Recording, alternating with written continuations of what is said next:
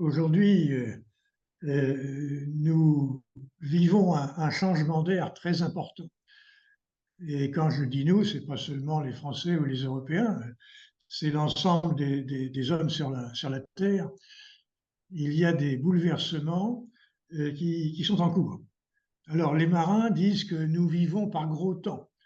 Autrement dit, euh, la mer calme, ensoleillée comme derrière toi est en train de disparaître. Et la période de paix prolongée, la période du multilatéralisme, la période des 30 glorieuses, tout ça c'est derrière nous. Et nous entrons dans un monde complètement différent, qui n'est pas encore très défini, qui est en train de se définir, dont les caractéristiques nous apparaissent progressivement. Donc, ce qui est important, ce qui est fondamental, c'est que notre environnement est en plein bouleversement. Et soyons clairs, il ne va pas dans la bonne direction de la paix, de la prospérité et de l'organisation de l'ensemble de la planète pour le bonheur des uns et des autres. Ce n'est pas du tout ça qui est en train de se passer. Donc, il faut prendre conscience de ces bouleversements. En quoi sont-ils des ruptures par rapport au passé? Pourquoi ces ruptures? Et où risque-t-on d'aller? Et comment reprendre notre destin en main? Voilà comment le problème se pose. Et il faut distinguer pour ça deux choses. Le temps court. Alors, le temps court pour les Européens, nous sommes, c'est la préparation des élections européennes pour le mois de juin. On va, par les votes que nous allons émettre, faire des choix considérables pour l'avenir de l'Europe, pour l'avenir de notre pays et pour l'avenir du monde. Donc, ces choix étant considérables, il est important de s'y préparer, de réfléchir aux défis qui sont devant nous, de façon à faire les meilleurs choix pour nous-mêmes et surtout pour nos enfants et petits-enfants. C'est leur environnement dont nous allons décider du profil et de la qualité. Alors, aujourd'hui, on va parler d'immigration. L'immigration, ça fait la suite à ce qu'on a vu la dernière fois, qui étaient les problèmes démographiques du monde d'aujourd'hui. Et on a vu ces problèmes démographiques, c'est essentiellement un ralentissement de l'accroissement de la population mondiale, qui atteindra son apogée entre 2080 et 2100, avant de commencer à redescendre. Mais ce ralentissement est marqué par une division colossale du monde. Plus des 2/3 du monde n'assurent plus la reproduction de leur population. C'est-à-dire que chaque année, l'accroissement naturel sera en fait une décroissance naturelle. Les 2/3 de l'humanité sont en train de perdre chaque année une partie de leur population. Et en face de ça, 1/3 de l'humanité a conservé des indices conjoncturels de fécondité élevés. Alors, l'indice conjoncturel de fécondité, c'est le taux d'enfants par femme. L'équilibre pour assurer la reproduction de la génération, c'est 2,1 enfants par femme. Et à ce niveau-là, c'est stable. Mais 1/3 de l'humanité a un indice bien supérieur à ce taux de 2,1. Et on voit bien la conséquence.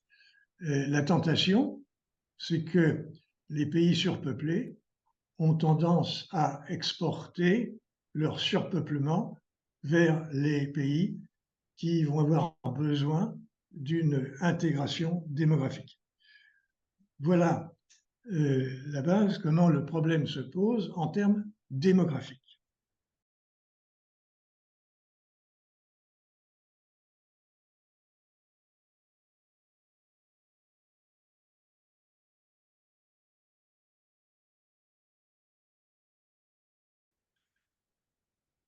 Alors, dans un premier temps, on peut penser que ces migrations qui se font très spontanément, eh bien, seront la solution aux problèmes démographiques des 2 tiers de l'humanité qui n'arrivent pas, d'une façon naturelle, à maintenir leur population. Ils ont des besoins, ne serait-ce que pour conserver l'État-providence, parce que vous savez que l'État-providence va être de plus en plus menacé du fait de la démographie. Puisque s'il n'y a plus de naissance, le déséquilibre entre les retraités, ceux qui ne travaillent plus, et les actifs ne cesse de croître. Il y aura de moins en moins d'actifs pour financer les retraites des retraités. Alors avec toutes les conséquences possibles, les ajustements possibles, je fais référence notamment au report de l'âge de la retraite qui a déferlé dans notre pays il n'y a pas longtemps. C'est une des solutions possibles. Et si on veut l'éviter, eh bien, il faut faire attention à ce que ce ratio d'équilibre qui permet à l'État-providence de survivre, eh bien, puisse continuer d'exister. Donc, on voit bien que la sauvegarde, ne serait-ce que celle-ci de l'État-providence, implique eh bien, d'accepter des migrations. Mais une fois qu'on a dit ça, les migrations, on va voir un peu l'historique, ont évolué dans le temps. Et en fait, aujourd'hui, en France, en Europe, voire aux États-Unis, les migrations débordent les seuils de tolérance. Ça va au-delà de ce qui serait nécessaire. Donc, les migrations qui, dans un premier temps, apparaissaient comme une solution aux problèmes démographiques, eh bien, se révèlent eux-mêmes, ou elles-mêmes plutôt, se révèlent elles-mêmes des problèmes. Donc la migration n'est plus la solution qu'on voyait dans un premier temps, elle devient elle-même un problème qu'il faut entreprendre d'analyser et de résoudre. Parce que l'enjeu de l'excès est gravissime, c'est un enjeu existentiel pour les sociétés libérales dans lesquelles nous vivons. C'est ça l'enjeu. C'est un risque existentiel. Il est important de le dire parce que nos politiques ne le disent pas, le cachent, mettent la poussière sous le tapis, et ceux qui ont tendance à soulever le problème sont considérés comme des extrémistes et des militants qui veulent détruire les sociétés. Alors bien sûr qu'il y en a, mais vous avez quand même des scientifiques de bon niveau et de bonne moralité qui disent tout simplement les choses telles qu'elles sont.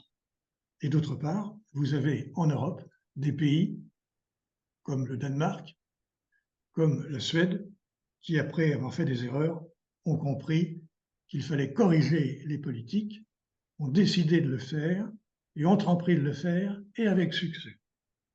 Donc, voilà où nous en sommes aujourd'hui. Les migrations, solution dans un premier temps, deviennent problème dans un deuxième temps. Alors, si on revient quelques instants sur l'origine démographique, ce que je vous dis n'est pas une simple fluctuation. Disons, on est passé, disons, de l'été à l'automne, c'est moins agréable, mais le printemps reviendra. Non, non. Les évolutions démographiques dont je vous parle viennent de loin, de très loin, même si on n'a pas voulu les voir. Elles sont là, elles sont installées très durablement. Et deuxièmement, elles sont universelles. Elles ne concernent pas que quelques pays. En fait, on voit bien dans les 2 tiers dont je vous ai parlé tout à l'heure, certains pays ont commencé, et le premier franchissement démographique s'appelait la transition démographique, a été théorisé par un Français, un démographe, en 1934. 1934, nous sommes en 2023, c'est pas d'hier. Et les autres pays, eh bien, ont rejoint progressivement ce modèle. Donc, nous sommes dans quelque chose d'irréversible et d'existentiel. C'est fondamental. C'est presque plus important que l'écologie. Et pourtant, l'Europe s'est emparée de l'écologie et ne parle plus que d'écologie, au point de mettre tous les agriculteurs sur les routes, mais ne parle pas de migration.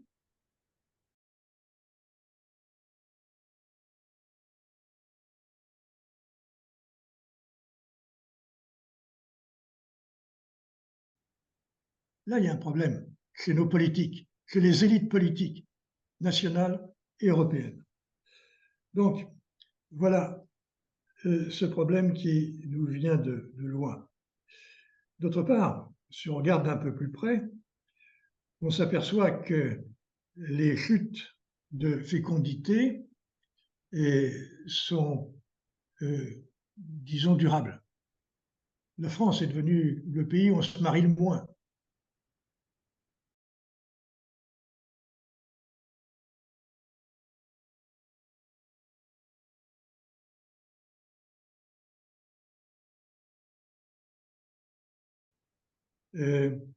La France a vu son indice conjoncturel de fécondité, qui était demeuré aux alentours de 1,80, un des plus élevés en Europe, s'effondrer en 2023.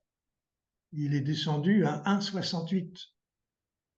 Les naissances françaises de plus de 850 000 lors du baby-boom sont tombées l'an dernier au-dessous de 700 000. Et dans une enquête récente, eh bien, sur la sexualité de nos jeunes, on s'aperçoit qu'en 2023, une très grande partie des jeunes n'ont pas fait l'amour de l'année, moins que l'année précédente. C'est les Gaulois que nous sommes. Un bouleversement. Et on voit bien que l'individualisme exacerbé, d'une part, d'autre part, les inquiétudes dues au changement d'air dont je parlais tout à l'heure ne vont pas favoriser la natalité qui est une crise, plutôt un choix de confiance en l'avenir. On a peur de l'avenir plutôt que de confiance en lui. Voilà la caractéristique de ce qui se passe en France dans ce domaine.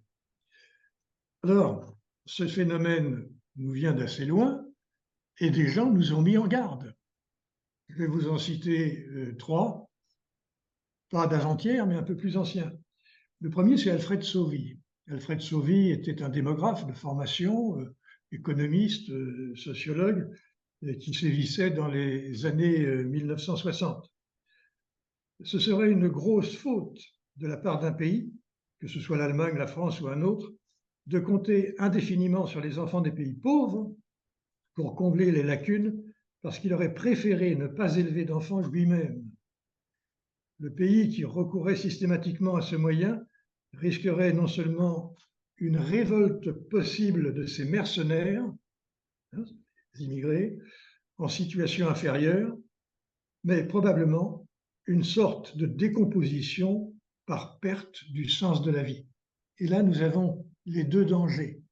Les deux dangers, le premier, nous y sommes confrontés, on le voit bien avec les émeutes qui ont eu lieu il y a quelque temps, enfin, plusieurs reprises en France, émeutes qui cassaient des symboles de la République, des préfectures, des mairies, des écoles, etc. Et puis, le deuxième risque, c'est la perte de confiance en soi, en un soi individuel, mais surtout en un soi collectif. La nation, la religion, la révolution, tout ça, ça disparaît. Il n'y a plus que l'individu qui survit. Alfred Sauvy. Deuxième, Michel Debré. Rappelez-vous, Premier ministre général, 58, 62. Debré écrit « Examiner la démographie du Proche-Orient et de l'Afrique du Nord. La croissance en est considérable, pour des raisons de mœurs sans doute, mais aussi par la volonté gouvernementale de plusieurs États arabes. Quand le déséquilibre sera trop grand, la paix sera menacée. Ce n'est donc pas le mouvement de l'histoire qui emporte depuis quelques années les nations d'Europe occidentale, mais une monumentale erreur historique. Nous acceptons le risque de diminuer, nous acceptons le risque de vieillir, alors que d'autres, à nos portes, croissent et rajeunissent. C'est bien le cas aujourd'hui.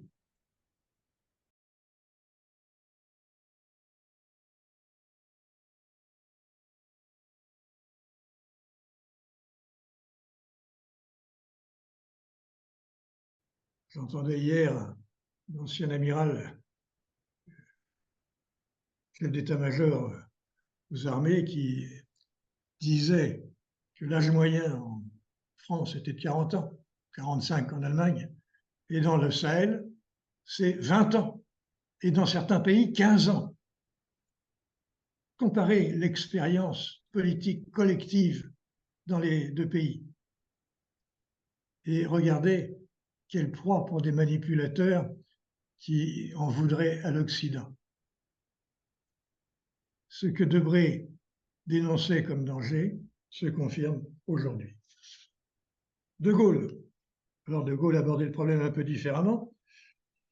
En 1959, face aux tenants de l'Algérie française, il a répondu à Perfit, si nous faisions l'intégration, si tous les Arabes et Berbères d'Algérie étaient considérés comme français, comment les empêcherait-on de venir s'installer en métropole alors que le niveau de vie est tellement plus élevé?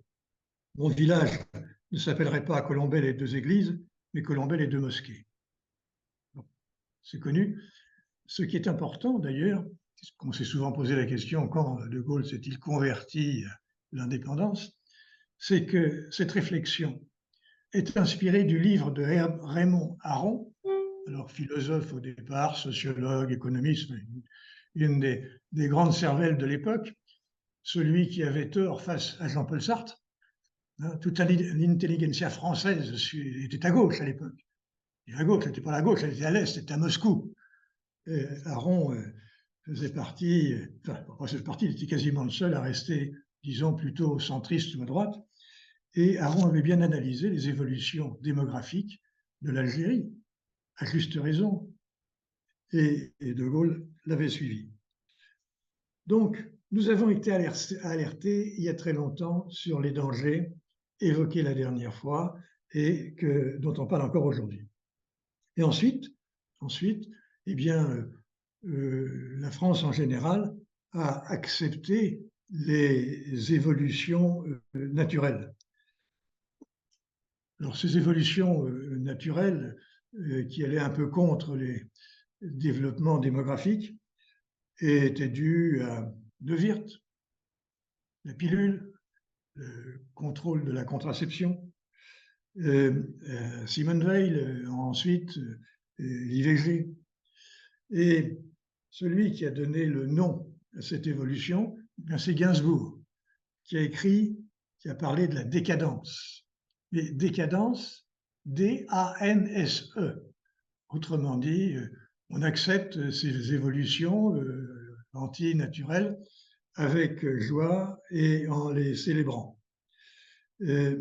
C'est un peu l'origine du déni du ralentissement démographique accepté, voire célébré. Bien sûr, ceci conduit à ce qui est exploité plus tard, bien évidemment, par des gens qui voulaient inspirer une certaine peur, c'est le grand remplacement. Et nous sommes orientés vers le grand remplacement en toute inconscience collective. Alors, grand remplacement, bien évidemment, ça veut dire 100%, on enlève les Français de souche, on les remplace par des migrants.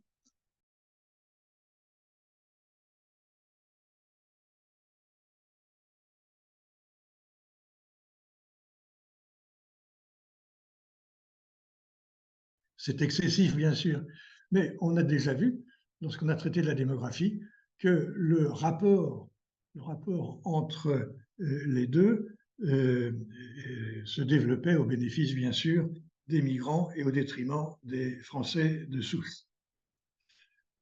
Donc, voilà l'évolution qu'on a laissé s'installer. Alors, l'immigration, bien sûr, solution aux problèmes démographiques des pays de départ, puisque là aussi, il y a une pression. On revient à Malthus, c'est-à-dire que la population se développe plus vite que les ressources. Les ressources se développent dans les pays en voie de développement, mais la population se développe encore plus vite. Donc le niveau de vie individuel n'est pas prêt de rattraper ce qu'il est en Occident, d'où les mouvements qu'on constate. Et ces problèmes d'immigration sont devenus un problème pour les pays d'arrivée, au point que c'est une boule de feu qui s'est imposée de force sur le haut des agendas politiques des gouvernements européens. Ce n'est pas les gouvernements européens qui ont mis les problèmes de migration sur le sommet des préoccupations. Ce sont les populations qui ont rappelé aux dirigeants que ceux-ci ne faisaient pas leur travail et ne prenaient pas en charge la résolution de ces problèmes existentiels dans la durée. Alors maintenant, il faut arriver à concilier les réponses aux besoins liés aux perspectives démographiques. Parce que bien évidemment, les problèmes démographiques, économiques, etc. existent. Est-ce qu'on pourra les résoudre d'une façon naturelle? Non. Donc nous aurons besoin de migration? Oui. Et on constate, au-delà de ce besoin, les rejets majoritaires par les peuples des tolérances de leurs dirigeants ou des impuissances publiques nationales. On voudrait bien, mais on ne peut pas. C'est ce que disent la plupart des politiques, mais il y en a qui peuvent, au Danemark, en Suède. Donc, soyons honnêtes aussi. Alors, impuissance publique nationale ou européenne. La Commission fait son possible, mais elle n'a pas de résultat.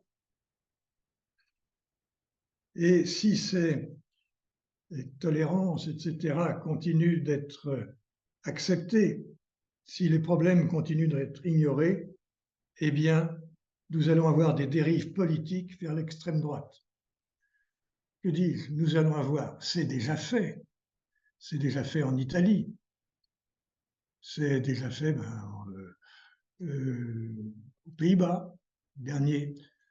C'est en train de se faire en France, où justement, dans le cadre des prochaines européennes, le Rassemblement national distance la majorité relative de 10 points. On n'a jamais vu ça. La dernière fois, ils étaient au même niveau. Et là, la course commence avec un handicap de 10 points. Et tout le monde commence à penser que Marine Le Pen a de bonnes chances de succéder à Macron. Le ressenti des peuples se manifeste en permanence maintenant au travers des sondages. Les seuils de tolérance sont franchis. Et le sentiment de représentation des élites est mis en cause en disant ces gens-là qui vivent dans le 6e arrondissement ne croisent pas de migrants. Et quand ils s'en croisent, ils mettent leurs enfants dans les écoles privées, ce qui est le cas récent de la ministre de l'Éducation nationale. Vous voyez, ils contournent les obstacles plutôt que de les voir et de les régler. Vous avez un homme politique important de la Macronie, Bayrou, qui reproche au nouveau gouvernement de ne pas avoir franchi le périphérique, en disant la France rurale, la France provinciale n'est pas représentée. Ces gens-là ne peuvent pas penser à résoudre des problèmes qu'ils n'ont jamais croisés, qu'ils n'ont jamais rencontrés. Alors bien sûr, il y a une exagération polémique, mais au-delà de l'exagération, il y a quand même quelque chose de fondé. Au passage, je vous pose la question, est-ce que pour maîtriser une évolution mondiale complexe qui va dans un sens dangereux qu'on n'a pas connu, il faut des gens très jeunes, inexpérimentés et sans enfants pour comprendre ces problèmes? Et là encore, au-delà des exagérations, je pense qu'il y a quelque chose de fondé dans la critique.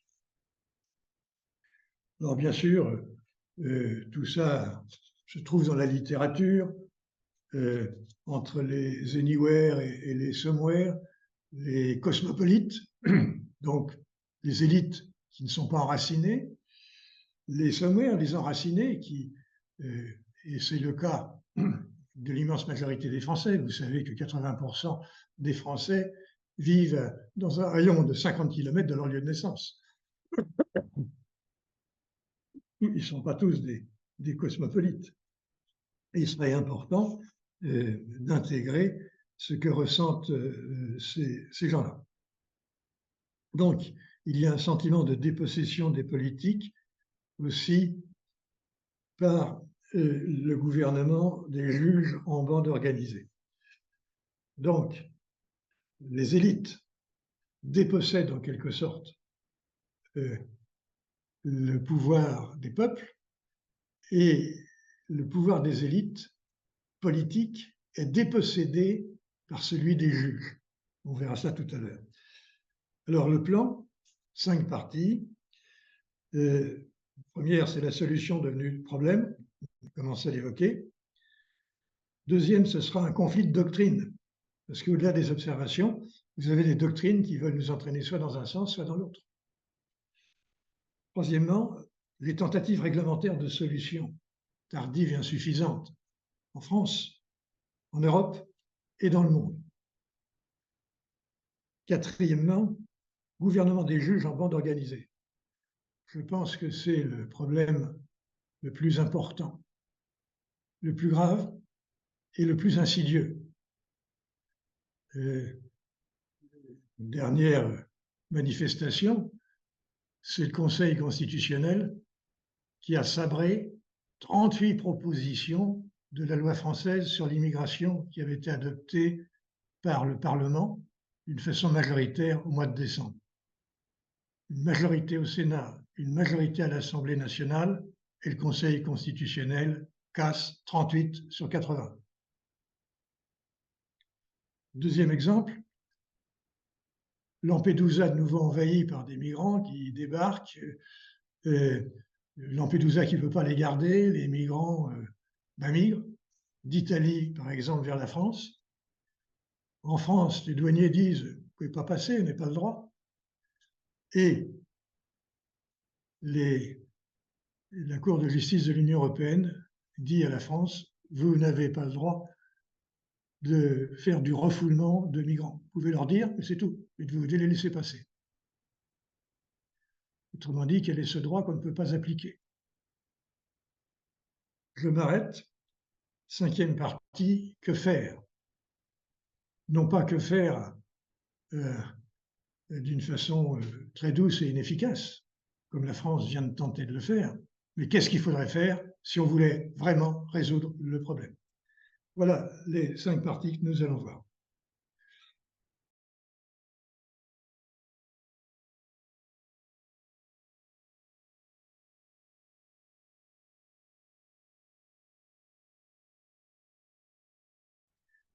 Alors d'abord sur le diagnostic, une vision globale et une vision relative.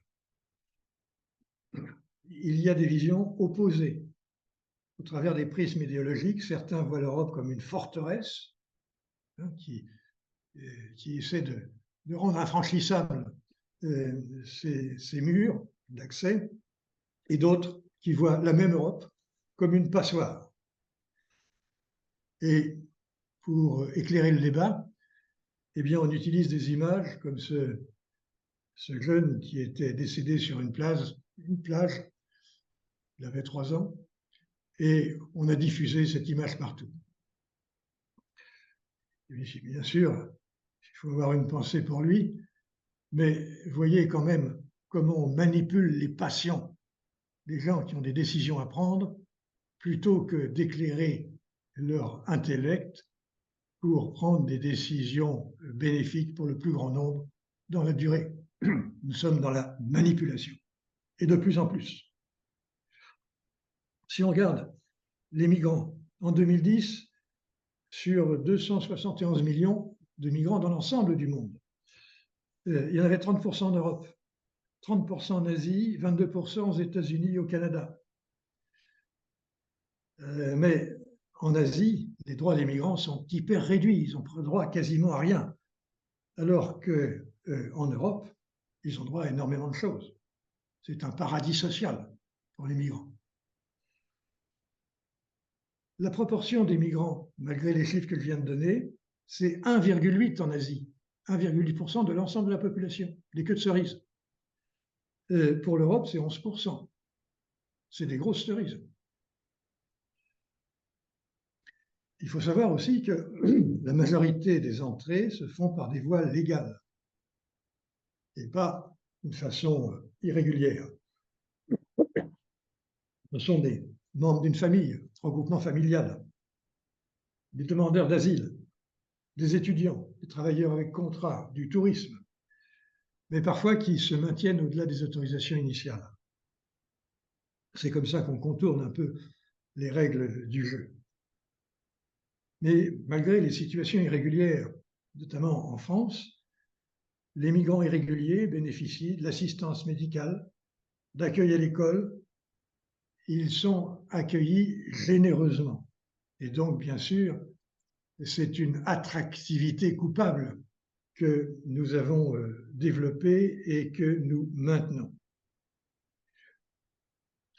Et si on regarde, par exemple, en France, les migrations, pas les migrations, si, les migrations naturelles sont déficitaires de 44 000 personnes par an. C'est-à-dire que les Français émigrent. Et bien sûr, ceux qui émigrent, ce sont les cosmopolites. Autrement dit, c'est les meilleures formations professionnelles. En revanche, si on regarde ce qui vient de l'extérieur, eh bien, il y a un excédent migratoire de 154 000 entrées. Là, je parle du légal. Et ces migrations ont des conséquences dans des domaines très différents, politiques, démographiques, économiques, social, culturel, religieux, identitaire. Et ça, on l'oublie. On parle trop fréquemment démographie, économie, mais en oubliant tout le reste. Et à la limite, ce qui alimente le rejet des peuples, plus que les aspects économiques que les gens ont du mal à comprendre, ce sont les aspects identitaires, religieux et culturels. C'est ça qui irrite les populations anciennes. Alors, il faut définir ce que pourrait être une population migratoire raisonnable pour la France et pour l'Union européenne. Commençons par un survol historique rapide. En 1851, à peine plus d'1% des habitants sont des étrangers. Peu de monde. Et pour l'essentiel, des voisins proches, des Belges, des Italiens, des Espagnols. Et ça, c'est important parce que quand on dit que la France a toujours été une terre d'accueil, on oublie l'essentiel. On oublie l'essentiel, c'est que accueillir des voisins qui ont la même civilisation que vous, quasiment la même religion, la même histoire, c'est pas extrêmement difficile. Et on a des exemples sous les yeux. Je pense que Guy en fait partie, moi aussi. J'ai un grand-père qui est d'origine suisse, alémanique. L'intégration s'est faite sans problème. La présence étrangère augmente jusqu'à 3% à la fin du 19e siècle. Oui, ça a commencé. Et puis, il y a eu une progression sensible en France, d'abord en 1930 à peu près, dans ces eaux-là, notamment au moment de la guerre d'Espagne. Et puis, autre migration importante lors de l'indépendance de l'Algérie, puisque plus d'1 million de pieds noirs sont revenus en métropole.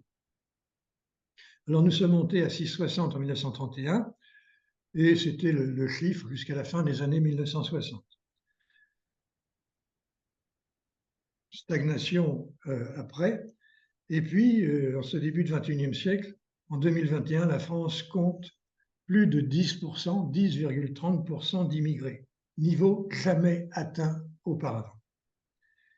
Et là, ce sont les migrants de la première génération. Si jamais il nous reste 3 minutes de la deuxième génération, c'est-à-dire dont un des parents n'est pas né en France, nous montons à 20%. Et si jamais on regarde la troisième génération, on monte à 30%. Donc, la proportion s'accroît partout, et notamment en Europe et en France. Et d'autre part, on va voir que non seulement elle s'accroît, mais elle a changé d'origine, de nature. Autrefois, c'était des civilisations proches. Maintenant, ce sont des civilisations lointaines, sinon opposées. Et là, je vous renvoie au livre du choc des civilisations d'Huntington, qu'on a un peu négligé au profit de Fukuyama sur la fin de l'histoire, et qui reprend toute sa vérité aujourd'hui. Bon, en 2022, par exemple, 962 000 demandes d'asile, dont moins du tiers sera fondée et sera acceptée. Là, je parle de l'Europe pour fixer un peu les idées. Donc, on poursuit le diagnostic. Après l'historique, quelques informations sur la structure.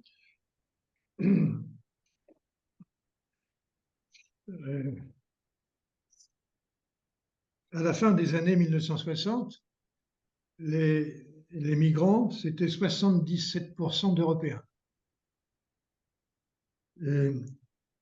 Aujourd'hui, les Européens ne représentent plus qu'un tiers des immigrés. Et on estime que la moitié sont d'origine africaine. Donc ça, c'est un bouleversement important qui est sous-estimé dans son importance, justement, dans son volume et surtout dans ses conséquences. Et d'autre part, cette importance est variable selon les territoires. Par exemple, en 2017, 80% des jeunes de moins de 18 ans sont d'origine étrangère à La Courneuve. 80%. Vous voyez, le grand remplacement, il est déjà là. C'est plus de 50, 80%. Alors, bien sûr, c'est pas sur l'ensemble du territoire, mais il y a un autre phénomène qu'il faut intégrer, c'est la ghettoisation. C'est la répartition des populations sur le territoire. Et un jour, il faudra qu'on parle de l'impasse de la métropolisation, si vous voulez. Vous avez des nouvelles générations qui se trouvent de fait exclues de leur région de naissance. Et ce sont les zones qui deviennent attractives. La côte atlantique, au détriment de la côte d'Azur. C'est moins sec, c'est plus agréable. La rive sud du Léman, par exemple, c'est les Suisses qui viennent chasser les Français de Sousse, parce que les niveaux de revenus ne sont pas les mêmes, d'imposition non plus. Bon, donc, il va falloir intégrer cette nature de problème répartition géographique. Pour aborder le problème, il faut s'occuper des flux qui franchissent les frontières tous les ans, des stocks, c'est-à-dire des migrants, des communautés de migrants déjà installées, parce que bien évidemment, il y a des regroupements par communauté, répartition territoriale, et faire attention aux perversités de l'attractivité que nous avons développée sans en avoir conscience pour certains et en toute connaissance, bien sûr, pour d'autres. Et tout ceci se traduit par une perte de contrôle. Parce qu'au début, on était parti d'une immigration de travail. Alors, on a fait venir des travailleurs migrants, par exemple, pour construire des voitures dans la vallée de la Seine. Vous aviez Peugeot, Renault, etc. Immigration de travail, qui ensuite était suivie par une immigration de famille, le regroupement familial. C'est plus le même motif, c'est plus les mêmes volumes. Et le regroupement familial est devenu passé en tête. Et maintenant, on est passé à une immigration fondée sur des droits. Et là, on peut compter sur les juristes. Nous étions dans un état de droit connu et nous avons évolué vers des tas de droits, des tas T-A-S. On empile des droits de toute nature. Et ces droits sont protégés par l'interprétation généreuse, comme ont les cours de justice nationale et européenne que j'évoquais tout à l'heure. En conséquence, la France a perdu la main sur son plein gré en matière d'immigration. On pourrait se poser la question, j'ai hésité à le formuler, l'Europe n'est-elle pas malade de ses valeurs? Ces valeurs de fraternité, etc., qu'on pouvait pratiquer autrefois, puisque nous en avions les moyens, eh bien, sont perverties et menacent maintenant la paix civile.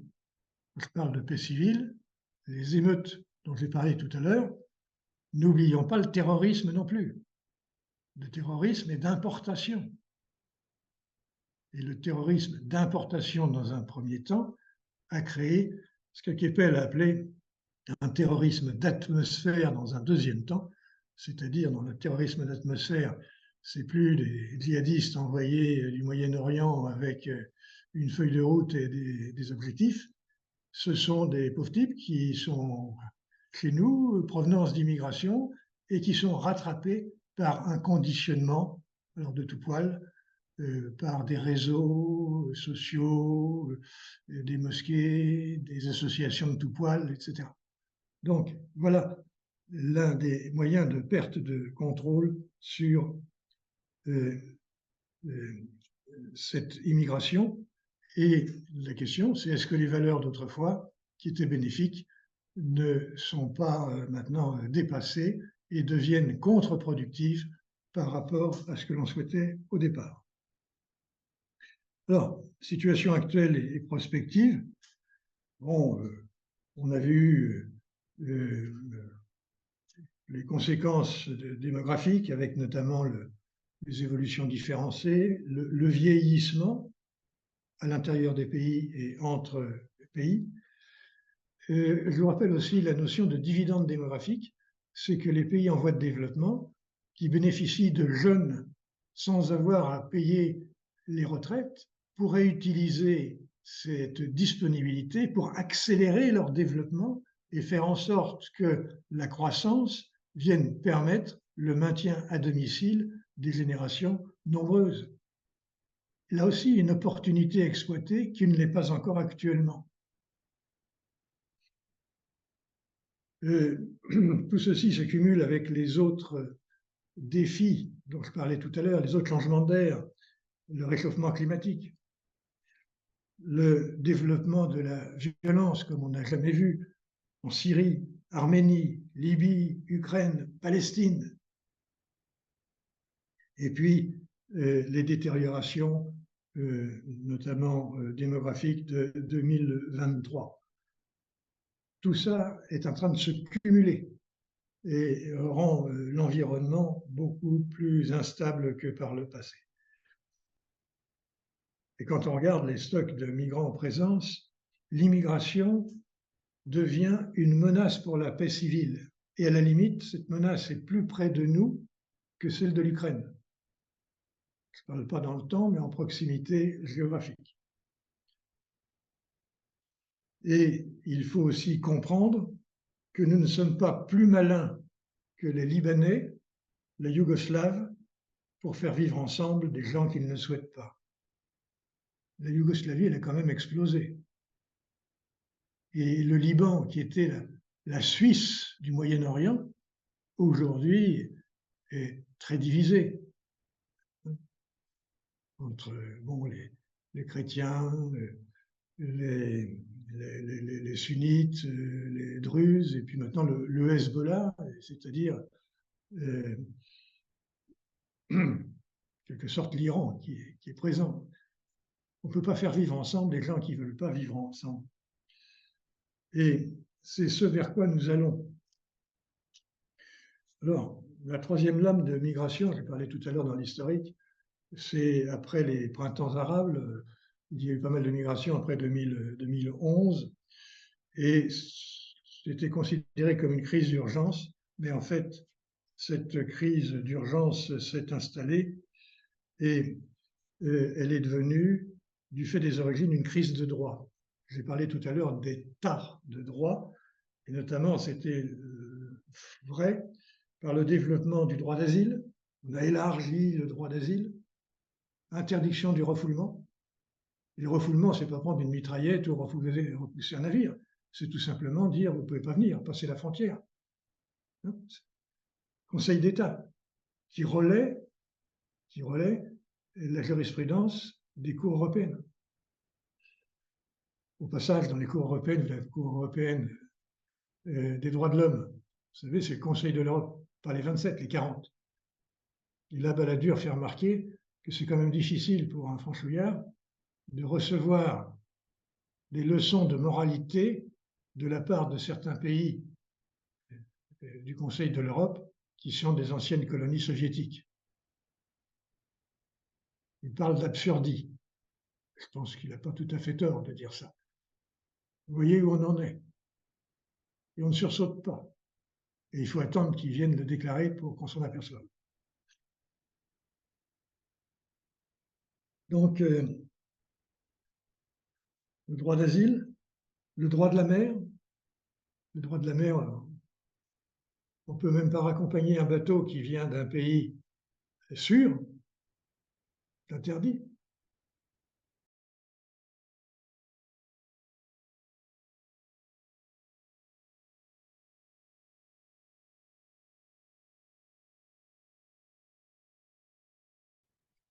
Vient d'un pays sûr, on ne peut pas renvoyer, raccompagner le bateau à son port de départ. Et puis, le droit des mineurs. Au paradoxe, parmi les migrants, il y a beaucoup de mineurs non accompagnés.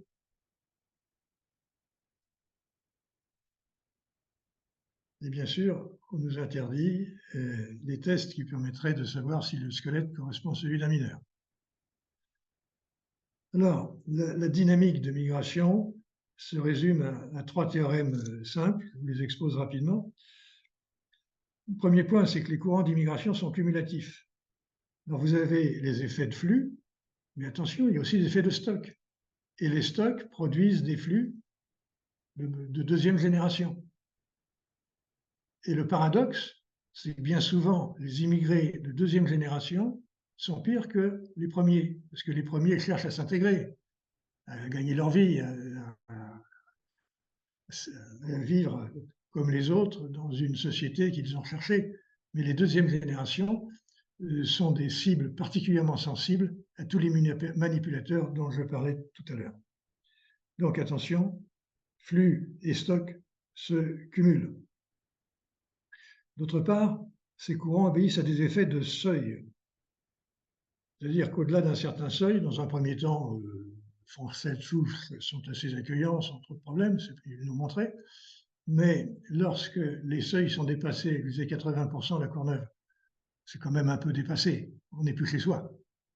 Et à partir de là, ça bouleverse complètement le regard des Français de souche contre les migrants.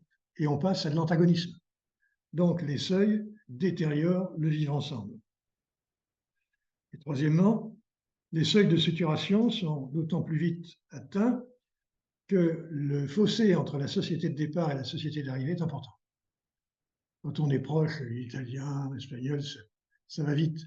Mais quand on ressort de civilisations différentes et qui entendent le rester, voire qui entendent convertir, bien évidemment, ça dégénère. Alors, nous avons aussi, avec les progressions de flux, une saturation des capacités d'accueil. Parce que si on est généreux, eh bien, nos capacités sont à bout de souffle, que ce soit le logement, l'hébergement d'urgence, la pauvreté, l'emploi, l'école. Et en plus, les migrants viennent en concurrence avec les pauvres de souche. Ce qui rend les choses beaucoup plus difficilement acceptables. Notre intégration ne fonctionne plus. L'assimilation ne fonctionne plus depuis longtemps, mais l'intégration bute sur les obstacles que je viens de soulever. Vous avez des profs qui ne peuvent plus faire cours, qui s'auto-censurent dans les cours d'histoire. Et ils sont de plus en plus nombreux à le déclarer. Beaucoup de lycéens déclarent que la charia doit être supérieure à la loi. vous avez aussi des développements de mariages ethniques, alors que les mariages mixtes étaient un signe d'intégration, d'assimilation. En ce moment, depuis quelques décennies, on revient sur des mariages ethniques qui signifient que l'on veut préserver la civilisation d'origine et qu'on ne cherche plus du tout à s'intégrer à une société qu'on n'aime pas, voire qu'on hait. Voilà, il faudrait recenser les conditions du métissage et les asymptotes. Soyons clairs, elles sont derrière nous, on les a franchis. Nous allons en arriver aux inspirations ethniques et religieuses, mais je voudrais faire une pause pour vous permettre de réagir à tout ce qu'on a évoqué jusqu'à présent sur le plan démographique, sur le plan migration, historique et les antagonismes et dérives récentes. Qu'est-ce que vous voulez dire sur tout ça en complément, en désaccord, en solution? Non, je voudrais simplement poser une question. À bout de combien de générations est-on considéré comme n'étant plus migrant? C'est un choix, de l'observateur. C'est pour ça qu'il est très important, chaque fois que quelqu'un annonce un chiffre, qu'il donne sa définition.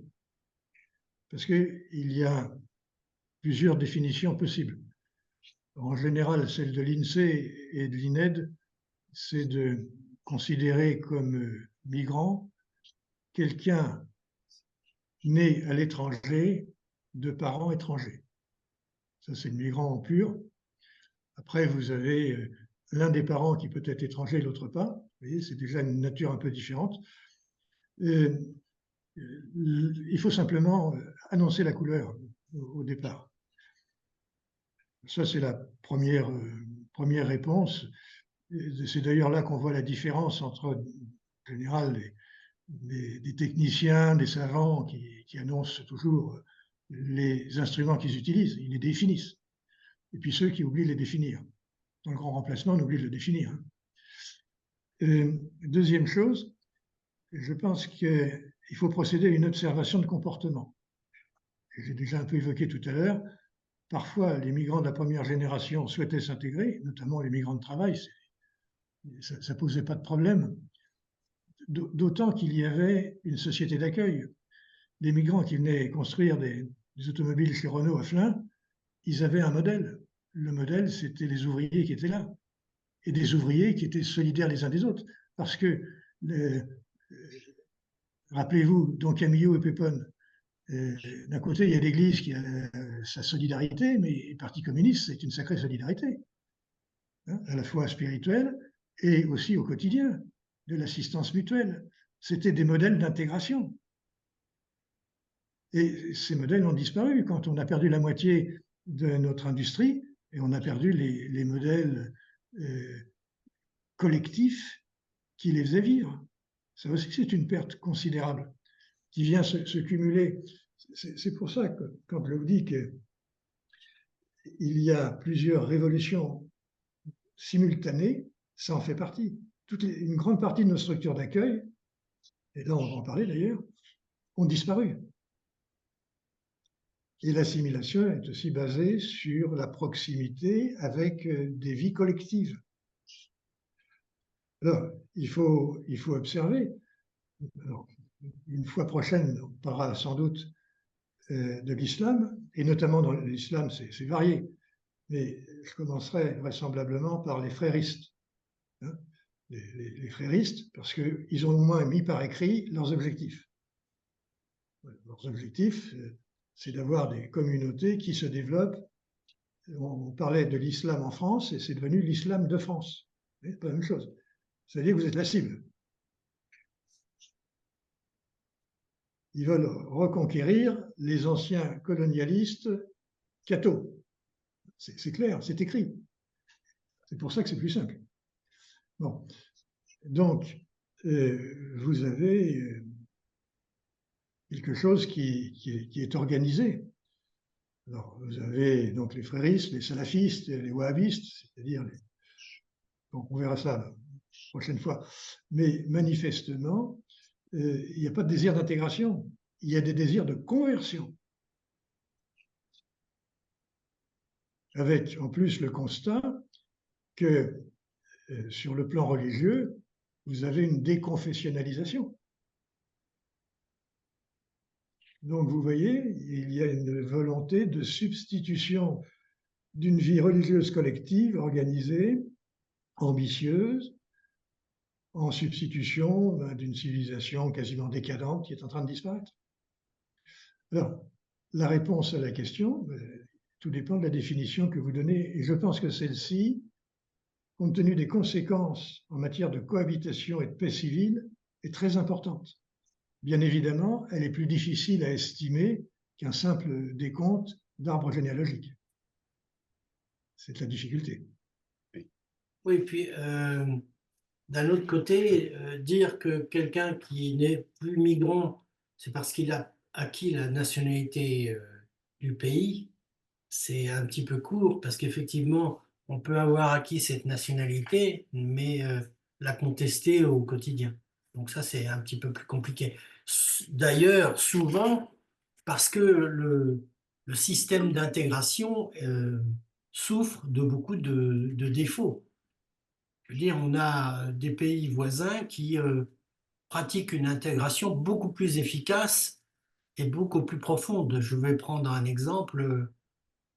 seul exemple, parce que le but du jeu, c'est pas de faire la publicité du voisin, mais quand vous êtes migrant, vous arrivez en Allemagne, vous allez devoir suivre 600 heures de cours délivrés par des professionnels pour acquérir la langue. Ça, c'est le premier élément. Et le deuxième élément, on ne va pas vous regrouper, on va vous éparpiller dans toutes les communes qui n'ont pas le choix, justement pour éviter la constitution de communautés.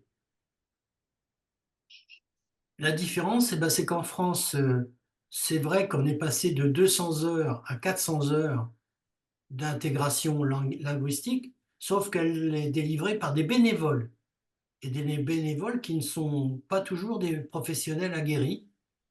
Et donc, c'est un petit peu au bon vouloir et des bénévoles et des pseudo-élèves. Donc, et puis nous, eh bien, on s'interdit d'obliger les gens ou d'obliger les communes à accueillir au prorata de leur population des migrants qui viennent d'autres pays. Donc, vous voyez, ça c'est déjà plus compliqué. Moi, je voulais faire deux autres remarques par rapport aux propos de Jacques. La première, c'est on a connu ces phénomènes par le passé, dans un passé très lointain, puisque on a une substitution du Néandertal par l'Homo sapiens. Alors au début, on disait qu'il y avait eu un total remplacement. En réalité, non, puisqu'on retrouve des gènes de Néandertal dans une partie de la population euh, qui a suivi. Voilà. Donc c'est une intégration qui s'est faite, une substitution qui s'est faite en partie par intégration. Et puis je voulais rebondir sur un autre sujet concernant l'école. Eh bien, si on devait supprimer l'école privée, on supprimerait l'école pour 50% des élèves de France. Hein, puisque l'école privée, elle fait son boulot et elle forme 50% des élèves en France. Voilà, donc euh, quand on reproche, qu'on fait la polémique sur les propos de l'ex-ministre de l'Éducation, je crois qu'on pousse un peu le bouchon dans le sens où c'est une réalité et nombre de gens dans la société française, certes des gens des CSP+, mais pas que. Si vous allez voir à Anne de Méjanès, ici à Metz, eh bien, vous verrez qu'il y a des gens qui sont de revenus très modestes. Mon épouse, qui était enseignante à Nantes, disait que les trois quarts de la population du lycée catholique où elle officiait étaient des gens à revenus extrêmement modestes et ça représentait 40 nationalités différentes.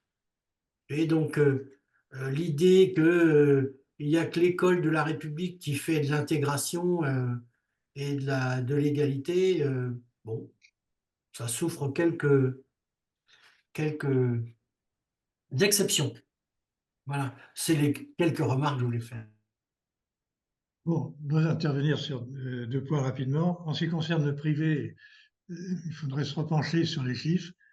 J'avais lu que le plafond était de 20%, justement imposé par le public pour éviter que le privé, qui est très demandé, ne se développe. Alors là, 50%, ça me semble beaucoup. Il faudrait voir. Oui, alors j'exagère peut-être, c'est peut-être dans l'ouest de la France. Ah, ça, c'est enfin, Ouais. ça, c'est possible. Bon, ça, c'est une première chose. La deuxième chose qui me semble importante et qui fait le lien entre les deux questions, c'est jusqu'à quand est-on considéré comme migrant? Disons jusqu'au moment où on est assez intégré ou suffisamment intégré pour que les différences qui subsistent ne posent plus de problème. Et comme l'a dit Guy, tout dépend principalement de ce qui est développé pour pratiquer l'assimilation. Et effectivement, la France est la moins bien organisée d'Europe. C'est vrai vis-à-vis de l'Allemagne, mais dans d'autres pays, notamment les formations à la langue, mais aussi les formations aux valeurs démocratiques. Alors en France, il y a formation de valeurs démocratiques, 4 jours, mais c'est court, c'est mal organisé et c'est pas contrôlé. Hein, ce qui est important, c'est que les autres pays, en général, contrôlent. Ils fixent des objectifs, ils vérifient. Et par exemple, si les seuils ne sont pas franchis, mais il n'y a pas de naturalisation. Vous ne voulez pas parler suffisamment la langue du pays d'accueil, ben, il n'y a pas de nationalisation possible. Vous ne connaissez pas suffisamment les valeurs du pays. Alors après, y adhérer véritablement, c'est autre chose, mais vous ne les connaissez pas, c'est pas possible. Vous voyez, la France est vraiment en retard considérable. Quand on regarde, c'est effarant. Ce qui est rassurant, c'est quand on voit de tels défauts, il est quand même facile de corriger, au moins de faire les premiers pas. Encore faut-il en avoir la volonté. Alors, ça me permet de faire une citation. Certains ont dit, pour bien maîtriser la migration, il faut une chance et une volonté. La chance, c'est la chance géographique. Il est plus facile de maîtriser la migration au Danemark qu'en Italie ou en Grèce. Évident. Et deuxièmement, il faut une volonté politique. Et dans des pays, elle faisait défaillance. Et on a bien vu, par exemple, ce qui s'est passé en Suède, c'est que la gauche était généreuse, elle accueillait tout le monde jusqu'au moment où elle a plongé dans les élections. Et la gauche a triangulé, c'est-à-dire qu'elle a pris le programme de la droite, elle est devenue anti-immigration, ou disons migration rigoureuse, et elle vient de gagner à 2 reprises les élections. Donc, de la chance géographique, de la volonté politique. Alors, on reprend sur le deuxième point les inspirations éthiques et religieuses des réglementations. Parce que vous avez des écoles en présence qui sont tout à fait opposées. Pour simplifier les choses, je choisis une approche religieuse, celle de François, le pape, pas Mitterrand, François Ier. Il a fait installer un grand monument de bronze sur la place Saint-Pierre à Rome, une grande pirogue avec des migrants à bord qui traversent bien sûr la Méditerranée pour venir rejoindre l'Europe. Il a fait installer ça en 2019 pour rappeler aux catholiques la gravité du sujet et la priorité que cela constitue pour l'Église, ou en tout cas pour le pape. Deuxième acte symbolique, 2013, il est arrivé, il était élu en 2013, et sa première intervention extérieure, si je puis dire, extérieur du Vatican, c'était à Lampedusa. Il a voulu mobiliser la mondialisation contre l'indifférence. Et il s'est adressé à une Europe dont le matérialisme égoïste se manifeste par un hiver démographique. Là, il n'a pas tout à fait tort. C'est la régression démographique dont je parlais tout à l'heure, qu'il attribue à un certain égoïsme. Mais il a quand même focalisé ses attaques sur l'Europe. Sur l'Europe. Il le dit, les migrations à destination de l'Europe sont le fait le plus significatif de notre époque. Il a qualifié les camps de réfugiés de lieux de détention, de torture, d'esclavage créés par cette civilisation développée qu'on appelle l'Occident. Nous sommes les coupables, l'Occident est coupable de ce qui se passe. L'Occident seul. Vous voyez l'excès de la charge.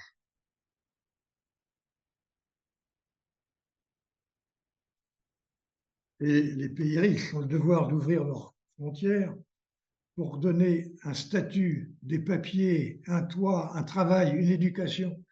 C'est plus simplement accueillir la misère, c'est d'en faire des citoyens. À quelles conditions d'embauche? C'est excessif d'avoir ces demandes. Il ne fait pas de distinction entre secourir et recevoir dans la citoyenneté. Et ce sont les nations européennes que le pape appelle à disparaître pour devenir meilleures.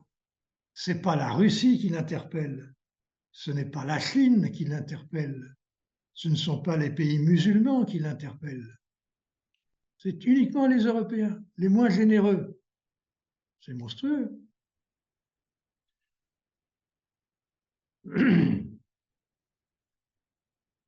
Alors pourquoi fait-il ça? À trop vouloir culpabiliser les seuls catholiques, son message risque d'entraîner l'effet inverse, c'est-à-dire une fermeture absolue à son discours. Et on le voit bien, il est en train de durcir son discours, pas seulement sur l'immigration, sur l'homosexualité en ce moment, mais restons sur l'immigration. Et le discours du pape interpelle par sa radicalité. Alors, il a bien sûr un peu évolué, parce que, au-delà de ce pape gauchisant, progressiste d'Amérique du Sud, il reste un jésuite qui a quand même étudié un petit peu, réfléchi un peu, et quand il a rendu visite notamment à la Suède, il a été un peu secoué parce que les progressistes de Suède lui ont dit sur leur politique migratoire, puisqu'ils ont changé de politique. Et il a finalement reconnu que la solution n'est pas de rejeter, mais d'assurer, selon les possibilités de chacun, un grand nombre d'entretiens légaux, un grand nombre d'entrées légales et régulières durables, grâce à un accueil équitable de la part du continent européen, dans le cadre d'une collaboration avec les pays d'origine. Mais ça, c'est en général ce que le pape dit dans l'avion du retour de ses visites à l'étranger. Dans les interventions à l'étranger, publiques, il tape sur l'Europe. Dans l'avion de retour, il devient plus raisonnable. Ce qui est à retenir, au-delà de la position du pape, qui est aujourd'hui celle de l'Église, mais dans un instant, je vais vous parler de Jean-Paul II, qui aussi était pape de la même Église, mais qui n'était pas le même discours. Comme on dit, Jésus a annoncé le royaume de Dieu et c'est l'Église qui est arrivée. Et l'Église, elle est humaine. C'est-à-dire qu'elle dépend des hommes qui la dirigent. Mais cette position est aussi représentative de tous les sans-frontiéristes. Et ils n'ont pas tous une soutane sur le dos. Hein?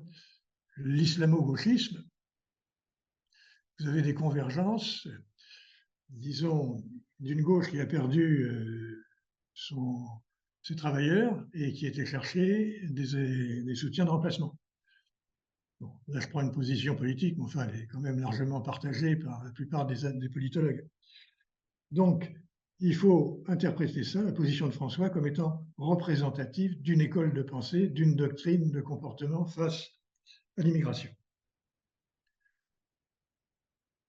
La morale universelle et la légitimité nationale dépend des hommes qui la pratiquent. Et par exemple, Jean-Paul II défendait l'âme des nations.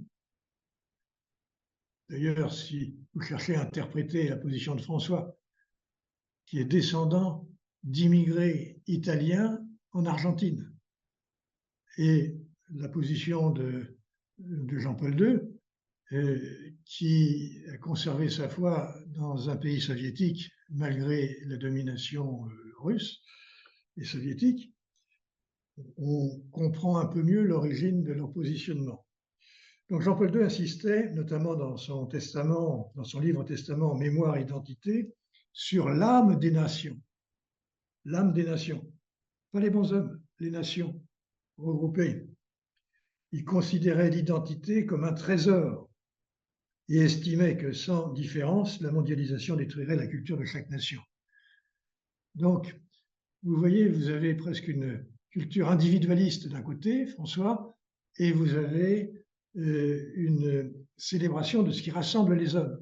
Parce que les hommes ont besoin de communauté, à commencer par la famille. Ils sont attachés à leur communauté de proximité. La famille, les associations, comme la nôtre, des partis politiques, la nation, peut-être aussi l'Europe. Donc, je parlais de Jean-Paul II, qui disait que le secours doit être réservé à des gens qui ont une grande détresse, comme les persécutés. Mais il ajoutait que vouloir échapper à une condition économique moins attrayante n'ouvre pas un droit à franchir illégalement la frontière. Vous voyez, il est plus légal que son successeur. Et il ajoutait que ce migrant a le devoir de s'intégrer dans le pays d'accueil en respectant ses lois et l'identité nationale. Alors ça, c'est important et c'est en rupture avec François, parce que le pape François dit la même chose que Erdogan. Erdogan dit l'assimilation, c'est un crime contre l'humanité. Oui, il est gonflé quand même. Alors François ne dit pas ça, mais il dit que les pays d'accueil n'ont pas le droit d'imposer leur civilisation à ceux qu'ils accueillent. Et il dit que les pays d'accueil doivent faire un effort considérable d'amendement de leur civilisation pour justement accueillir tous ceux qui viennent.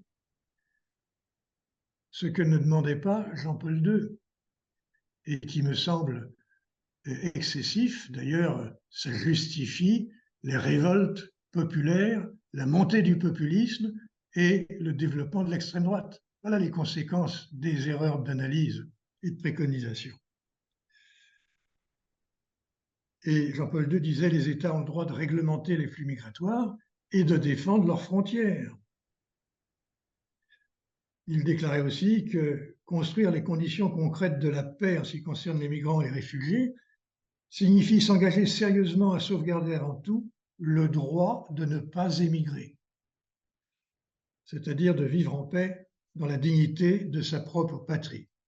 Et là, François dit la même chose. Et je pense tous les deux à juste raison, c'est-à-dire que parmi les solutions, on a vu tout à l'heure les conditions d'intégration, d'assimilation, mais il y a aussi maintenir ou réduire les migrants en les maintenant dans des conditions acceptables dans leur pays d'origine.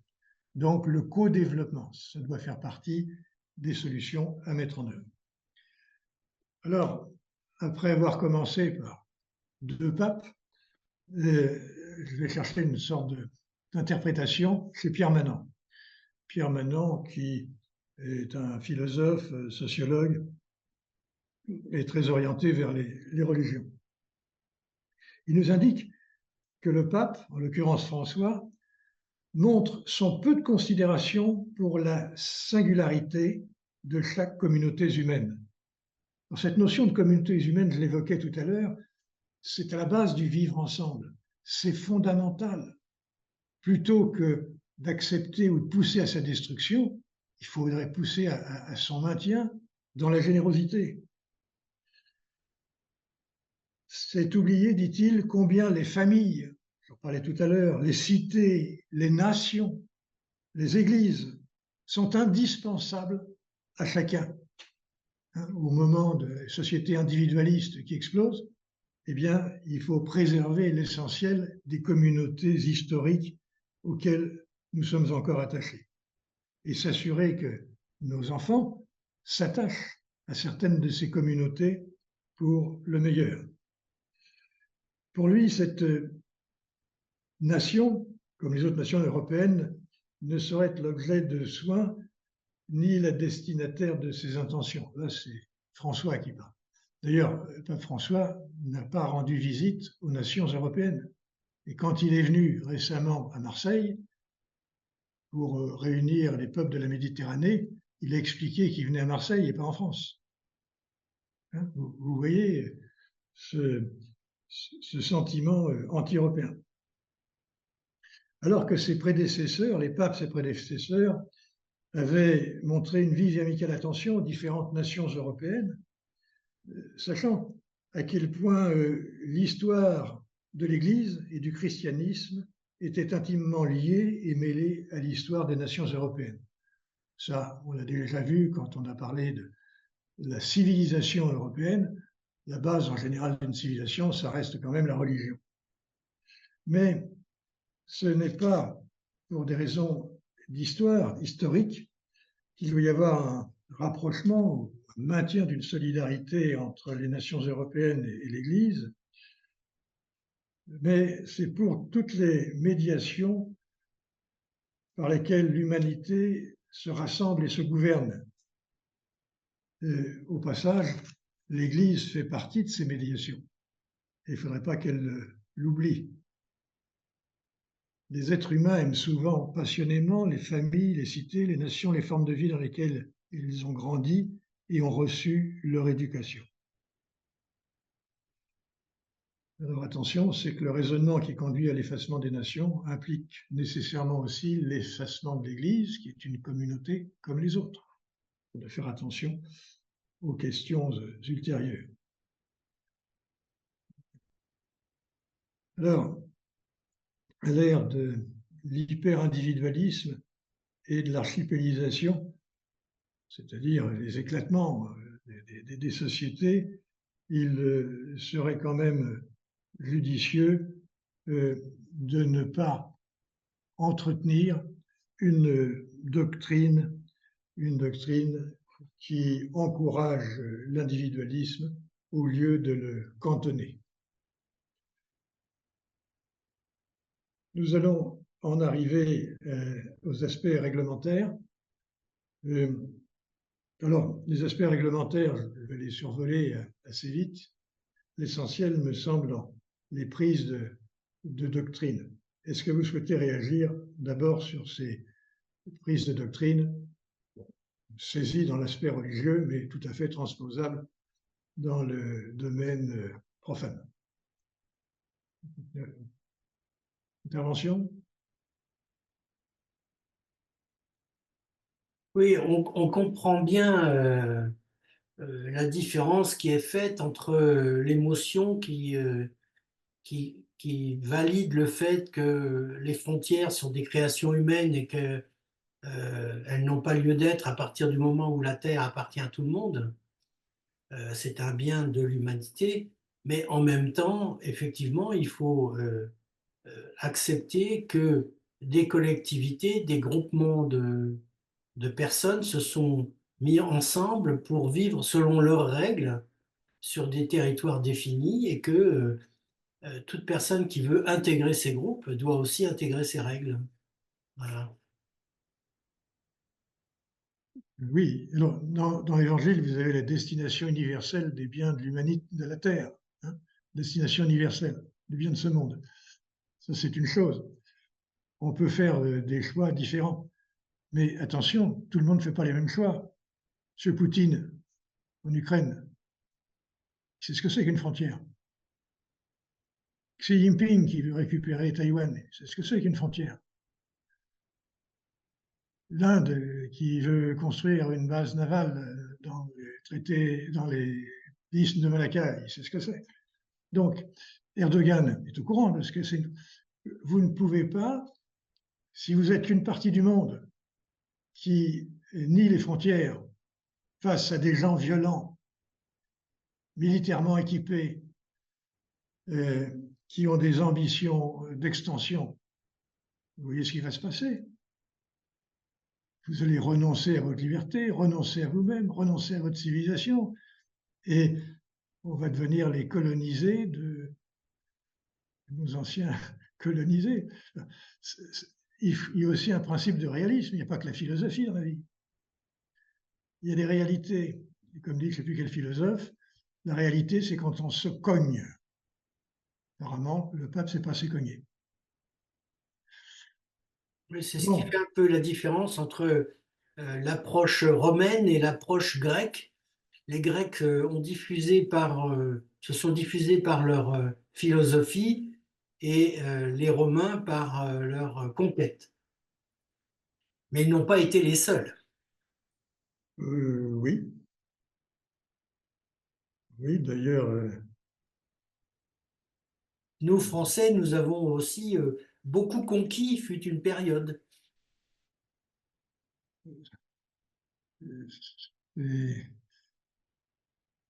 Si on poursuit la comparaison, Rome a conquis par la force, mais ensuite, l'Empire romain a disparu.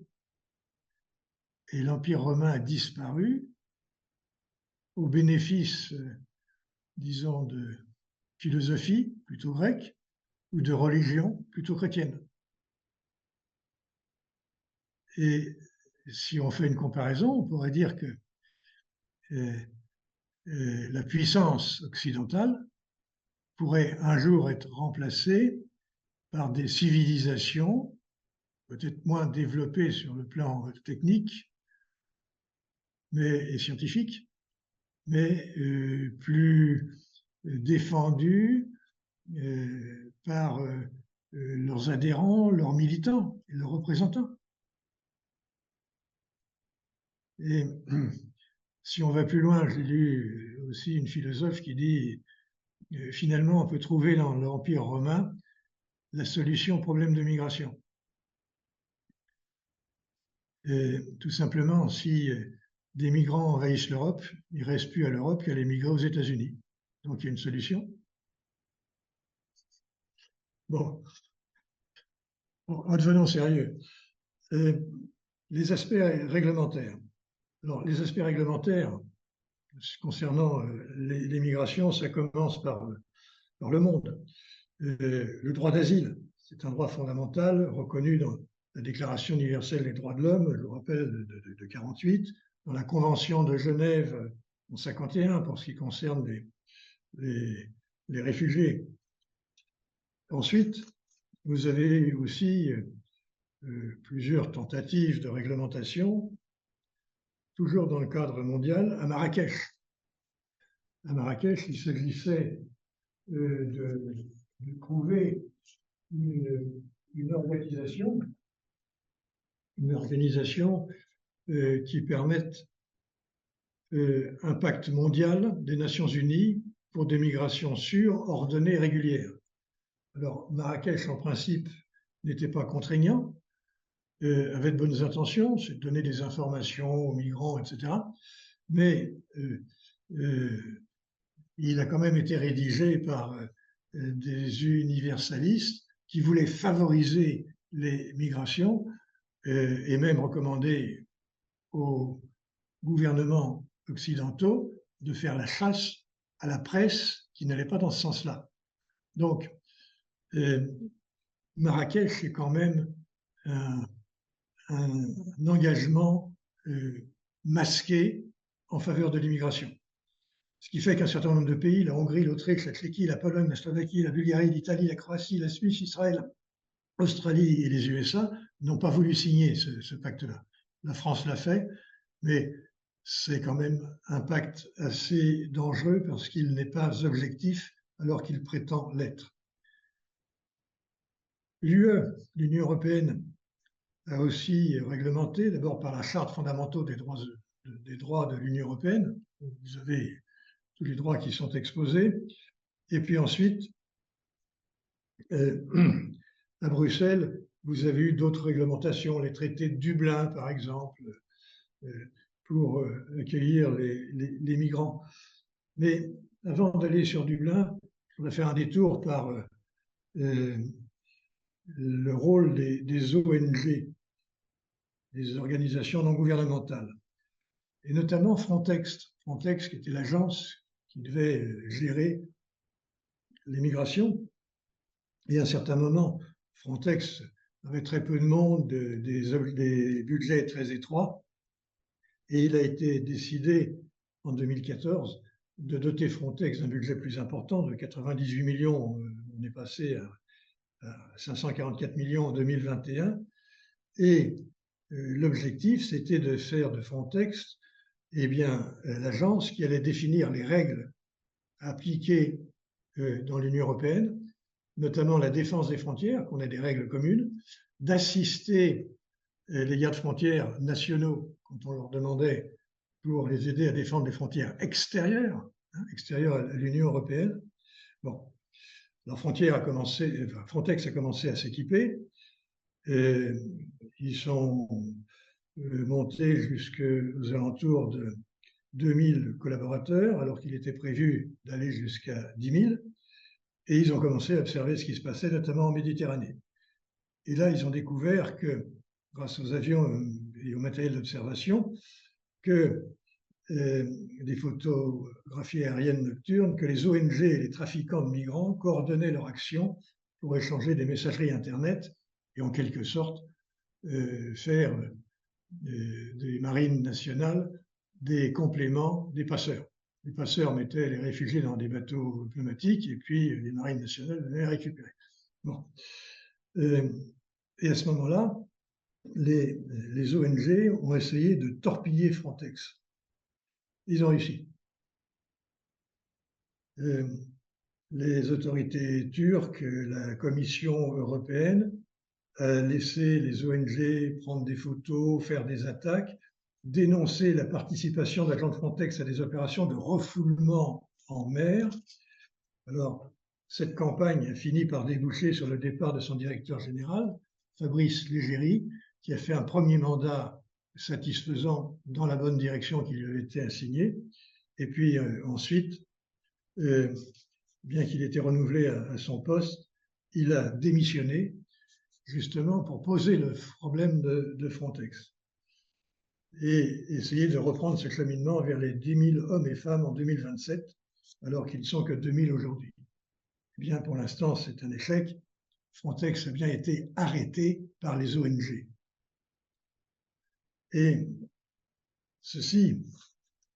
Frontex a été transformé en fait en une agence d'observation des ONG, puisqu'ils doivent embarquer des représentants des ONG pour prendre des photos sur les refoulements, sur toutes les opérations d'interception.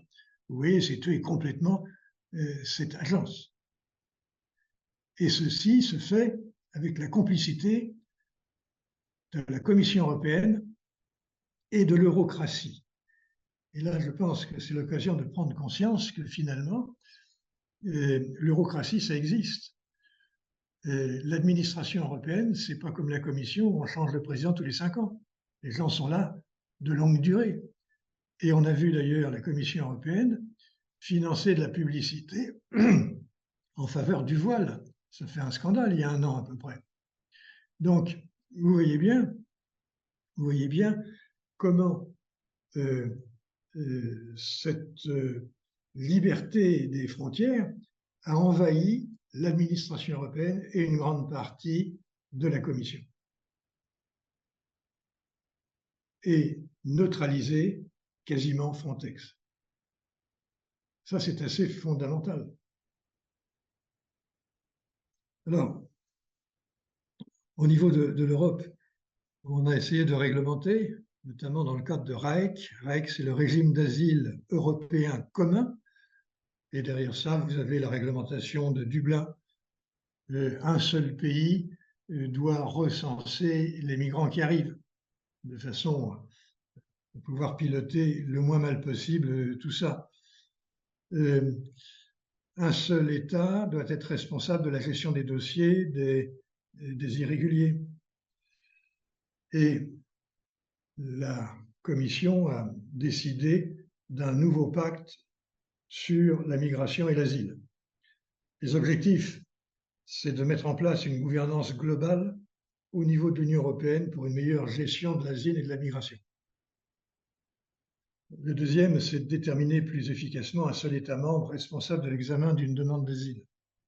Troisième, assurer un partage équitable des responsabilités entre États membres, bien sûr entre ceux qui sont sur la Méditerranée et puis l'Europe du Nord, parce que les intérêts ne sont pas les mêmes.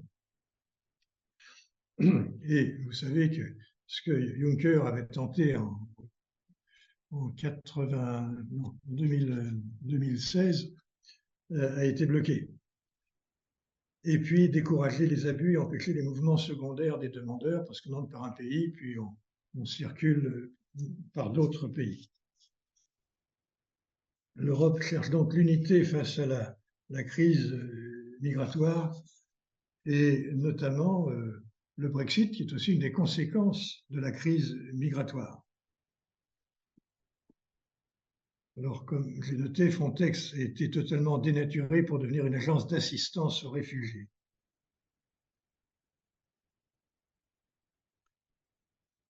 Alors, un nouveau pacte est en cours de négociation et a priori, ce pacte est sur le point d'aboutir.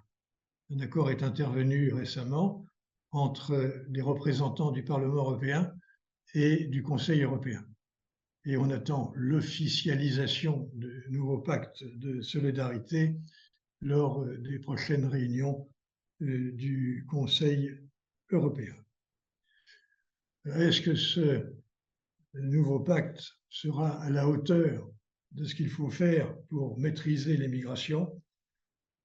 Je l'espère, mais n'en suis pas du tout persuadé. La France.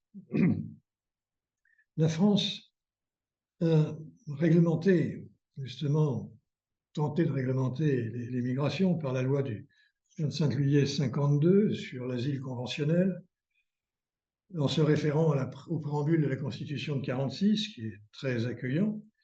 Et puis, après ça, elle a structuré son administration, notamment en créant l'OFPRA, l'Office français de protection des réfugiés et apatrides. La Cour nationale du droit d'asile. En 1998, elle a introduit la notion d'asile territorial, remplacée en 2003 par celle de protection subsidiaire. Donc, vous voyez que les lois pour maîtriser l'immigration en France existent. On dit que celle qui vient d'être adoptée est la 30e. Le problème, c'est qu'elles ne sont pas efficaces, elles sont difficilement appliquées. C'est ça l'un des problèmes, et les sources sont diverses et contradictoires. Et les ONG sont expertes pour exploiter les contradictions et bloquer l'application des lois en France. Les droits reconnus sont de plus en plus nombreux, de mieux en mieux défendus. Et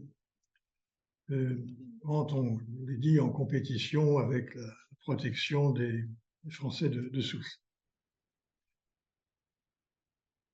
Alors, une nouvelle loi sur l'immigration a été déposée par le gouvernement et le ministre de l'Intérieur. Vous connaissez un peu l'affrontement. La gauche d'opposition et la gauche macroniste voulaient peu de contraintes. La droite, notamment les LR, voulaient davantage de contraintes et bloqué les immigrations. Finalement, il y a eu une querelle tactique au Parlement, puisque la première lecture a été bloquée à l'Assemblée nationale. L'Assemblée nationale, la gauche avait déposé une motion de renvoi, pensant qu'elle ne serait pas adoptée. Et le Rassemblement national et LR ont décidé de voter cette motion de renvoi, et donc la loi a été renvoyée. Ça bloquait tout. Pour en sortir, le gouvernement a dû déposer son texte au Sénat, et le Sénat est dominé par la droite, donc le Sénat a substitué au texte gouvernemental un texte de droite, et ce texte de droite a fini par être adopté par l'Assemblée nationale, grâce notamment à la majorité relative macroniste. Mais aussitôt que ce texte a été adopté, le président de la République a déféré le texte devant le Conseil constitutionnel.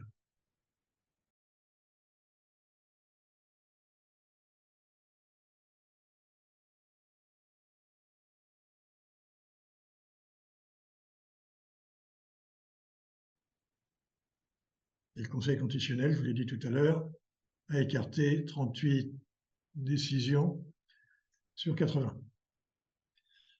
Et notamment pour une raison principale, c'est qu'il a considéré que ces textes étaient des cavaliers. C'est-à-dire que sur le fond, ils n'étaient pas anticonstitutionnels, mais en fait, là où ils étaient situés, ils ne répondaient pas au titre étriqué de la loi. Donc, ce n'est pas une mise à l'écart pour inconstitutionnalité, c'est une mise à l'écart comme cavalier. Autrement dit, il a choisi un critère très rigoureux. Maintenant, on en est là. Comment ceci va-t-il être interprété? Il est évident que c'est une claque monumentale, non seulement pour nos représentants du peuple, les élus, sénateurs et députés, mais aussi pour tout ce peuple qui, à plus de 75%, est favorable aux dispositions qui avaient été adoptées, bien que insuffisantes pour maîtriser le problème qu'on entend maîtriser.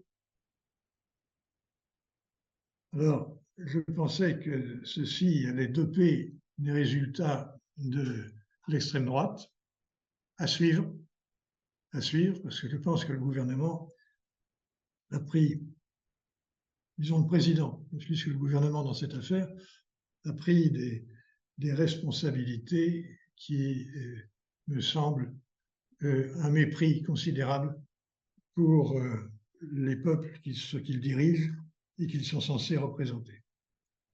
C'est ça le grand danger qui est devant nous. Donc, on a une loi qui est adoptée, mais qui n'aura bien sûr guère de conséquences sur la migration. On n'a pas du tout résolu notre problème.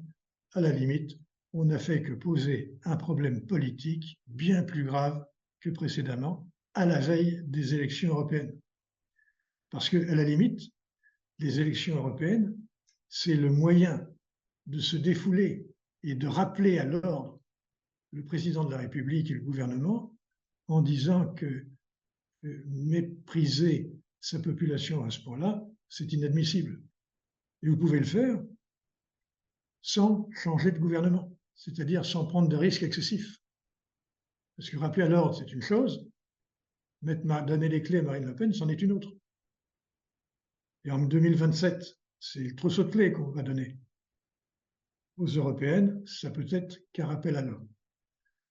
Voilà pourquoi je pense que ce qui vient de se produire aura des conséquences dans ce sens-là. Mais ce n'est qu'un pronostic. On va voir ce qui va se passer. Alors, on en arrive, bien sûr, à la notion du peuple dessaisi par les élites, on vient de le voir, mais aussi des élites dessaisies par les juges. Et je pense que c'est ce que nous verrons la prochaine fois, parce qu'on ne peut pas commencer à étudier ce sujet et l'interrompre en cours de route. Il vaut mieux avoir 2 séquences complètes pour la suite. Alors, pour conclure, eh bien, c'est l'occasion d'échanger sur à la fois ce qu'on vient de dire à l'instant, et puis la soirée pour terminer ensemble ce début de présentation sur l'immigration, sujet particulièrement délicat. Alors, Jean-Michel, Guy. Oui, alors, bon, moi, je me méfie quand on balance les chiffres sur le peuple, les sondages populaires, parce que si on se fiait à ces sondages populaires, eh bien, nous aurions toujours la peine de mort en France. Et il y a bien d'autres décisions qui auraient pu advenir, alors que notre personnel politique, lui, tempère ses émotions. Alors, est-ce que la séquence était intéressante? Non, je pense que s'il y avait eu une convention sur la migration, sur l'émigration, ça aurait été beaucoup plus intéressant et ça aurait peut-être amené à un résultat beaucoup plus équilibré. Certes, c'est un élément qui va encore donner du grain à moudre aux extrêmes. C'est encore un élément qui risque de nous faire passer à côté d'une évolution de l'Europe qui est nécessaire, simplement parce qu'on aura voulu casser le jouet. Je trouve ça tout à fait dommageable. Je ne suis pas certain, contrairement à ce que Jacques affirme, que le président soit le seul responsable de cette affaire. À mon avis, il y a 2 autres responsables. D'abord, la gauche qui a joué un jeu extrêmement dangereux alors qu'ils avaient l'outil de l'Assemblée pour discuter de ce texte et de d'autres textes qui auraient pu venir enrichir celui-ci, et qui, en refusant le dialogue, puisque c'est ça qu'ils ont fait, a laissé la porte ouverte à des extrêmes, pas des extrêmes politiques, mais à des propositions extrêmes, parce que je pense aussi que dans le texte qui était présenté par le Sénat, eh bien, il y a des choses qui allaient trop loin ou qui étaient trop radicales et qui n'avaient pas plus d'efficacité que ce qui existe aujourd'hui.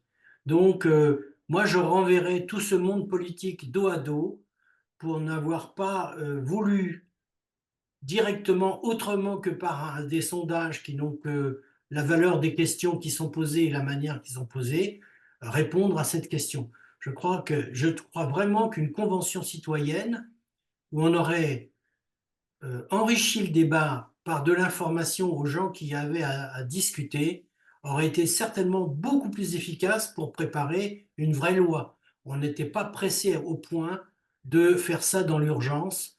C'est une loi qui a été, à mon sens, plutôt bâclée. Voilà ce que j'en pense. Bien. Jean-Michel?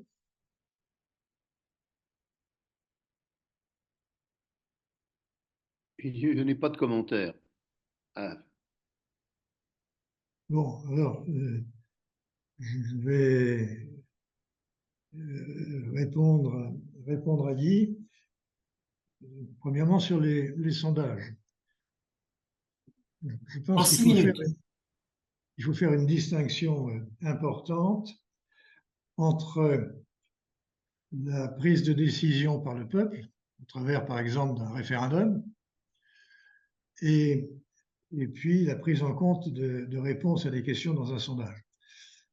Je suis personnellement tout à fait opposé à l'extension du domaine du référendum sans limite.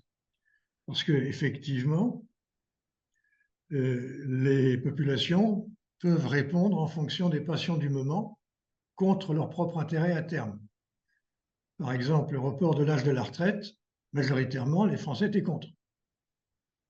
Ils sont tout seuls en Europe. tous les autres ont des âges de départ à la retraite plus tardifs.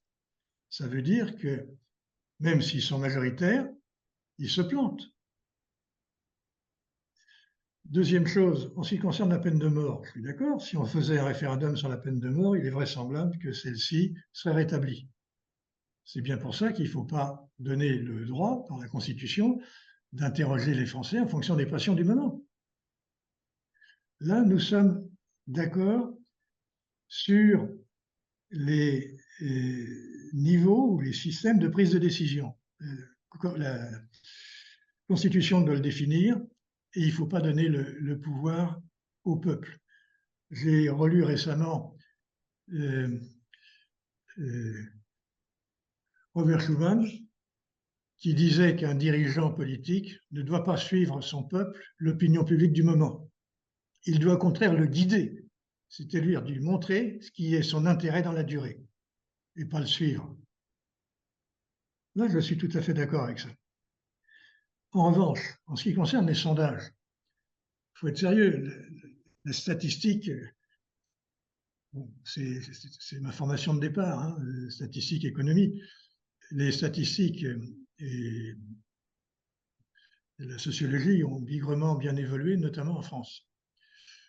Et nous avons en France un certain nombre d'instituts qui sont capables de ne pas influer, parce que bien sûr, il y a ceux qui cherchent à manipuler les sondages, c'est évident, les politiques, etc. Mais les sondages sont clairs, et pas seulement en France, dans tous les pays européens. Alors, on ne peut pas expliquer que tous les statisticiens des pays européens se mettent d'accord pour avoir les réponses voisines face aux sondages concernant l'immigration. Pas sérieux. La volonté des peuples de maîtriser l'immigration, elle ressort du sondage. Selon les questions, ça va de 60 à 80%, à 85%. Donc là, il y a une volonté qui est claire. En ce qui concerne, alors se pose la question, comment est-ce que l'on peut, disons, répondre aux attentes? Et aussi, au-delà de ça, des gens comme nous qui réfléchissons, on pense qu'effectivement, nous avons franchi les seuils d'existence, de survie des démocraties. C'est ça le grand danger. Un exemple au passage, à Mayotte, on dit il faut substituer le droit du sang au droit du sol. Et puis aussitôt, vous avez d'autres qui disent il faut faire la même chose en France. J'ai entendu un journaliste intelligent qui a fait quelques calculs en disant si on substitue le droit du sang au droit du sol en France, compte tenu des taux de natalité, dans 30 ans, les Français de souche seront 20% de la population qui occupe la France. Autrement dit, au lieu de réduire le problème d'antagonisme dont on ne fait que parler depuis 2 heures, on va l'accroître parce qu'on va donner la nationalité française à beaucoup moins de monde et organiser des déséquilibres. Donc, ce n'est pas une question de sondage, c'est une question de faire une règle de 3 pour savoir comment ça se passe et quelles sont les conséquences des déséquilibres. On a vu tout à l'heure que si on accroît les forces en présence et si on accroît les antagonismes, on va se taper sur la gueule, c'est évident. Ça se passe partout de la même façon. Pourquoi vous que ça se passe chez nous? On n'est pas plus intelligent que les autres. Donc, vous avez les éléments de réponse. Il y a un problème colossal à résoudre. Alors après, comment faire? Bon, j'aurais tendance à rejoindre Guy en disant que l'idéal serait effectivement de délibérer de tout ça. Mais il y a quand même quelques conditions. Parmi les conditions, c'est de donner des informations à ceux qui vont délibérer, c'est-à-dire au peuple, aux Français. Par exemple, les Danois ont des informations, les Suédois ont des informations sur les gens qui sont en prison, qui tuent les autres, qui volent, etc. Ils ont les nationalités, ils ont les origines. Nous, on n'a pas. Il n'y a pas de statistiques ethniques en France. Donc, on masque les vérités pour ne pas éclairer les débats. Et vous avez des démographes comme Michel Tribala, une des grandes démographes françaises, qui dit il faut que nous ayons la vérité statistique. Voilà ce qu'il faudrait commencer à faire. Hein, enlever le tapis pour qu'on voit la poussière. Deuxièmement, il faut que les problèmes soient mis sur la table pour tout le monde au même moment, pas par petites séquences, par petits morceaux, tout sur la table parce qu'effectivement, il va y avoir des choses à étudier. Et là, on rejoint ce que je réclame assez souvent, c'est la résurrection de la planification à la française, d'avoir des gens intelligents qui savent planifier, qui savent analyser, qui savent se concerter, qui mettent les passions de côté pour ressortir la raison et rechercher ensemble des solutions. On devrait le faire au niveau français et aussi au niveau européen. Donc, voilà, et dernier point, d'accord avec Guy, j'ai un peu chargé, disons, concentrer le tir pour faciliter l'attention et les réactions. Bonne soirée.